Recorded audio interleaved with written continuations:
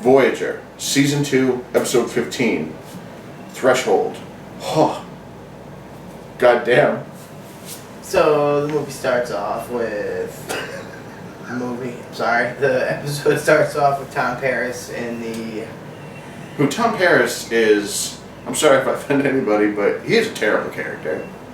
I mean, you haven't seen much of him. Is this your first time? This is my Voyager? first full episode of Voyager. Oh shit! So it wasn't a good impression. No. I think. Would you like the Doctor the best? Oh, it felt like that guy was just doing a Data impression the whole time. Yeah, you laughed at things he was saying. I did. That was the only thing I think you I liked. like his bedside manner. Me too. Tom Paris is in the holodeck and he's trying to get to warp 10. Which, if you know anything about Star Trek, that's like the holy grail of velocities. Or like impossible or blah blah blah. So his idea is that if they can go to warp 10, they could theoretically instantly be back to Earth from the Delta Well, they'd be at all times, at all places at once. Which they abandoned that plot quickly. No, they don't, because that whole part occupies almost 2/3 of the episode. Oh, you know, I didn't think about that. Because that is a big thing that we should just start off talking about anyway, is this episode goes nowhere and takes forever to get there. You're right, the first, 50 minutes? Well, it's only a 49-minute episode. So like 40 minutes? 30 to 35 minutes, maybe. It's just setup to no payoff.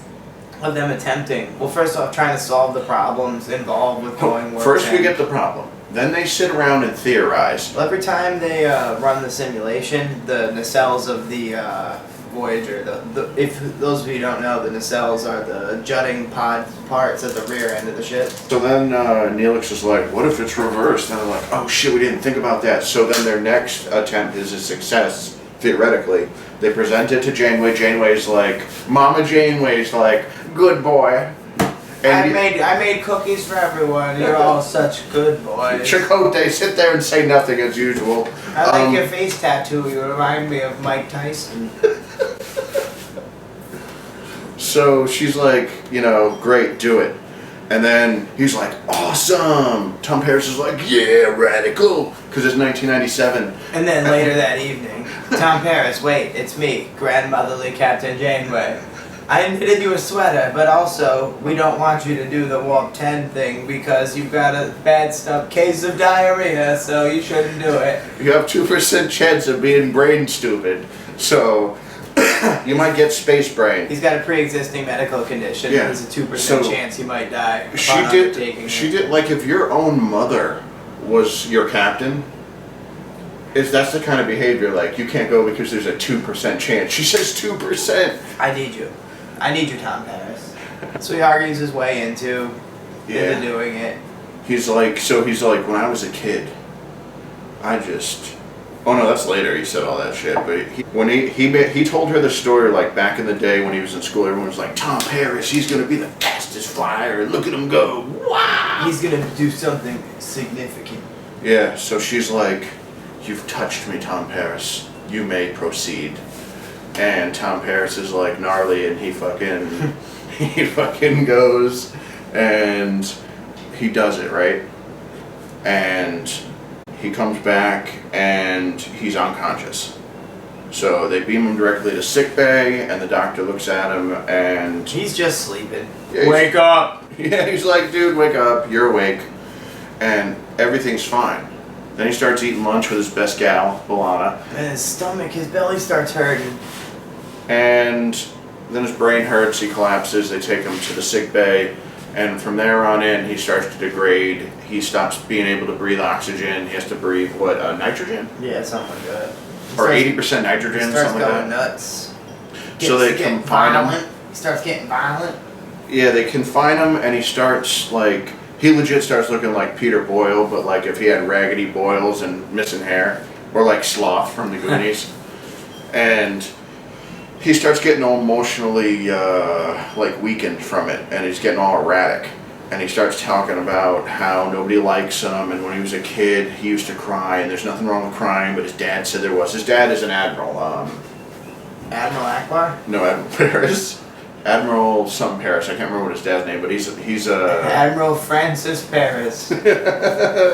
is confined to a space because he is losing his shit.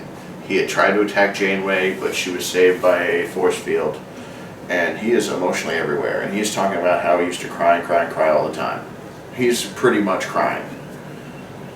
So, some stuff happens that I don't remember, and he grabs Janeway and gets on a shuttle, and they get out of there.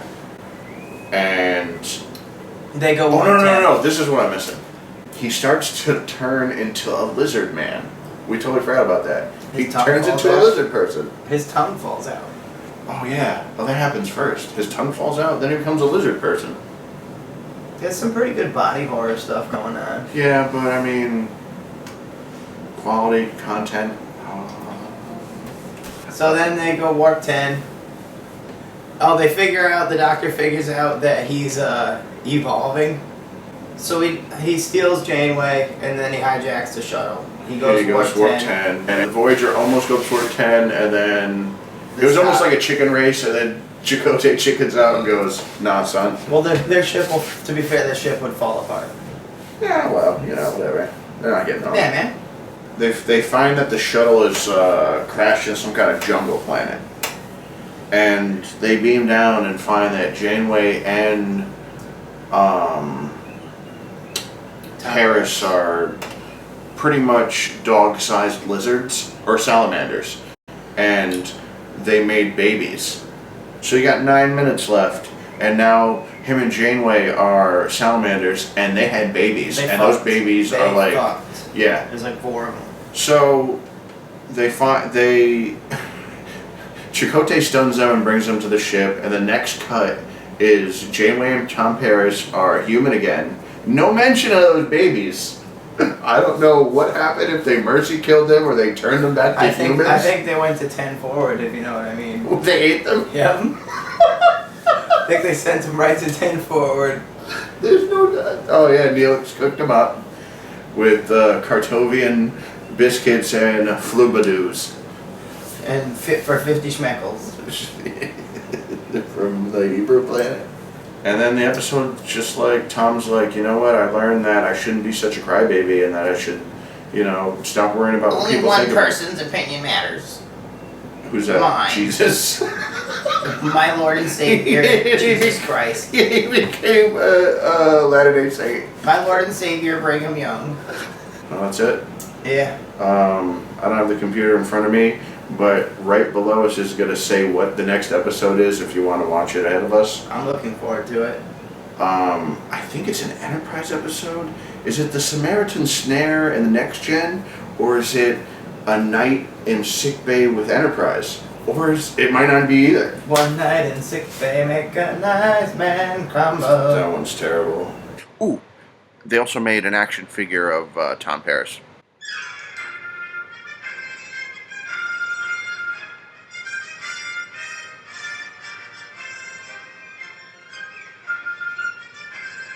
What do you think, Lenny? What does it smell like? It actually smells kind of good. Yeah, I drank. It smells like bullshit. This is like your Star Trek coffee talk, huh? It is. It's like, I think all 3 episodes you did. No, I think it's just the last 2. Oh, just the last 2. Alright. It might become a new thing.